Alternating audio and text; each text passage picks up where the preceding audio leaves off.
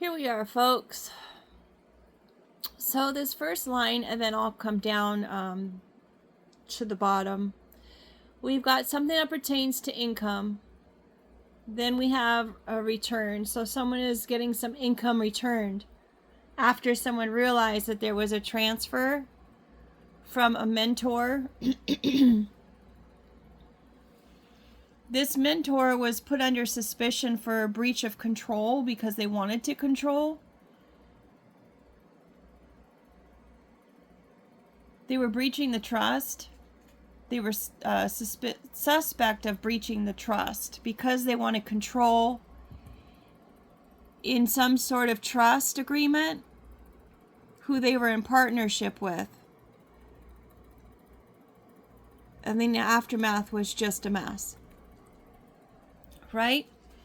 So here we come back to the income, and then we've got the confluence as far as love and career. When they synergize, your partner supports your dreams and your work nourishes your relationship. This is the highest alignment. So there was a partnership of some sort where they were in on it together. They were in support of one another, right? They were fully engaged in this. They were having fun with this. They found it to be a sport with whatever they were doing. Until there was that transfer, and then of course there was some issues that came. The unveiling was coming of how they were working together. Someone became suspicious in the relationship, and someone began speaking the truth about this control that was going on in their life. Now, mind you, the voice of truth, perhaps someone was finally listening to the voice of truth, whoever they were doing this to, whoever they were conniving against in order to gain this control of this agreement. Whoever that they were doing this to began to speak within where they were sitting in their void. They were destitute, they were kicked out, they were isolated. They were caused to have to just lose everything. But from the ashes, there's nowhere to go but up. There is nothing false that can grow in the ashes now. The truth is out. The scar remains. It's a lesson learned.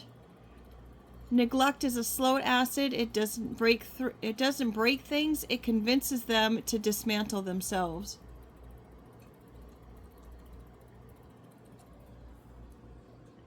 Coming back to this whole get down, when they were working together, it was systemic neglect. This neglect of this individual was on purpose. They did it on in order to exhaust them, in order for them to exhaust their own assets. They wanted this person to burn out. The original thought was the price of admission. Now you pay rent to live in someone else's dream. With the hive mind, they tried to get people to go with their whole plan, this whole game that they were creating. They didn't take your light. They convinced you it was your duty to hold the lamp for them forever. So because of you voicing your truth of what was going on and how they were trying to put you in a place of void, put you in a place of dissolute, put you in a place of having to completely use all of your own resources until the point where you had nothing left, regardless of who you reached out to, who you tried to tell. It put you and a child in a bad situation where you were just sitting there looking at everything just tumbling around you. You can see here it's like a big old cliff where you've got this person, go ahead and let's just go ahead and on with the plan. And then you've got all these other people around realizing the detriment of what's going on. It's the beehive mentality when everybody is just jumping on board on the bandwagon and just focusing on whatever it is this person is trying to sell you. It causes a detriment. You have no idea what it's doing to somebody else, right? But we've got some growth here coming through the scars, through the knowledge, through everything that they learned, and it's causing somebody else to have to deal with whatever it was that they caused for themselves is the aftermath, right? They turned on themselves. It's being found that this defendant that they were blaming is actually innocent. This person did nothing but cultivate their own spirit. They were able to bloom even though their place was destitute and dark. Notice how all of these cards, this is like all vintage, right? That's all vintage mentality. That's just all old school way of doing things. Totally old school and vintage. They got themselves in a problem. Even though they thought they were conducting business as usual, forming relationships, partnerships, getting people to neglect this individual. They had people in all different kind of areas. They had bankers in their pockets. They had people at like the disability office in their pocket. They had people at the post office in their pocket. They had all kinds of people. They have attorneys in their pocket. They had all kinds of different agencies and buildings and job roles in their pocket. They may have even tried to entice someone to take a job at another place. Maybe they got rewarded for taking a job at another location in order to be able to help them on their scheme of things. However they did it, whether it was a promise of a relationship, a promise of finances, a promise of maybe not exposing their issues or problems or skeletons, they were able to take whatever it was that people had in their closet, and they were able to use it against these people. They were able to create situations or illusions. As we were just saying, we have the illusions and the hive mind. They were able to entice people. It's like they were playing a game of poker. Maybe they didn't even have information on somebody, and they were going to use it against these people in order to say, this is what we're going to do. I guess it's called blackmail, intimidation, coercion, things of that nature, to get them or force them in order to work with them. And I'm sure there was other people who quite willingly did it. So there might be some kind of break in these illusions, because the defendant is innocent now. And whatever it was that they were trying to create, the truth is actually what's being seen at this point. So there's some kind of unexpected surprise. We've got breaking the mirage, which is also in line with that whole realization.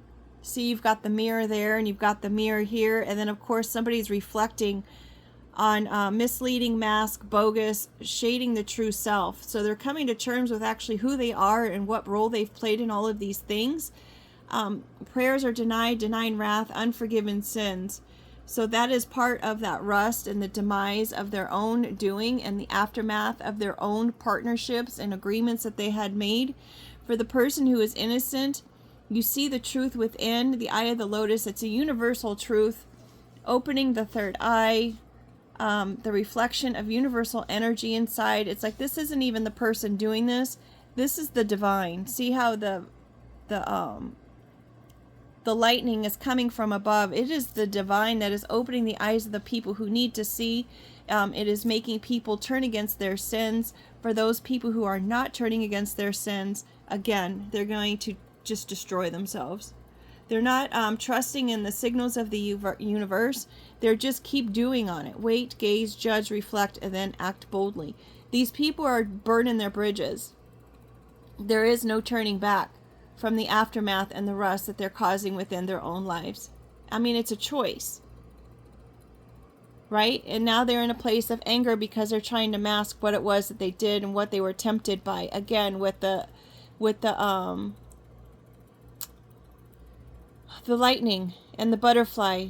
The lightning is supposed to cause some kind of evolution and transformation, but these people who want to stay in this rusted mentality of the aftermath of what they have done, the mess that they made, there's no turning back. There's nothing that they can do about that. So now they're going to have to deal with the prayers that are denied. How in the world are you going to get your prayers denied if you're the cause of all the problems or the issues in the world? If you don't forgive others, you're not going to be forgiven. Your prayers will not be heard. There's a Bible verse that mentions that the man who does not honor his wife, or the husband that does not honor his wife and treats her poorly, his prayers will not be answered. And this can have anything to do with men who make babies with women and leave them, don't support them, don't take care of their responsibilities regardless. their prayers will not be answered because they're not taking care of the things that they signed up for. We've got the BS artist. Someone is be able to tell these people's artistry. We've got the big plant leaf there. Someone's under the influence. It's a used hybrid. Maybe someone wanted someone to return to some kind of other ailment. Maybe they didn't want someone to free their mind. They wanted someone underneath a constant mode of stress. And they're just using it to beyond no belief. The used hybrid. They're using the resources for whatever it is that they can gain from it. It's spreading like a virus. Stepping on the earth angel. There's a big monster. Spiritual warfare here. Somebody wants to move back in, and that is not going to happen. Someone wants to come in. Maybe they are completely homeless. Maybe they want to come and try to ask for forgiveness, but no, that's not going to happen. Underneath the expected surprise is upright action, communication, hasty and opinionated. This person may come in boldly and say, hey, I need you to help me. They may say that, you know what, we need you to come back to work. They may be trying to give you some kind of offer. Reverse is a lack of progress, planning, and short-term focus. This person is only hoping to resolve the situation at hand right now for trying to, sorry about my nails being dirty. Because the only reason why they're making this offer is because they know that there's a crisis. They know that they've been defeated. They know that this whole thing is ending, and that the only way that they feel like they can fix this whole scenario is by offering some kind of surprise offer, reward, something of that nature. It's a creative thought. It's the decision and the discovery that's happening. Now that they're finding that someone was trying just to be in a place of control. And they're seeing now that this defendant who is innocent, that this person has been nothing but patient throughout the whole entire thing.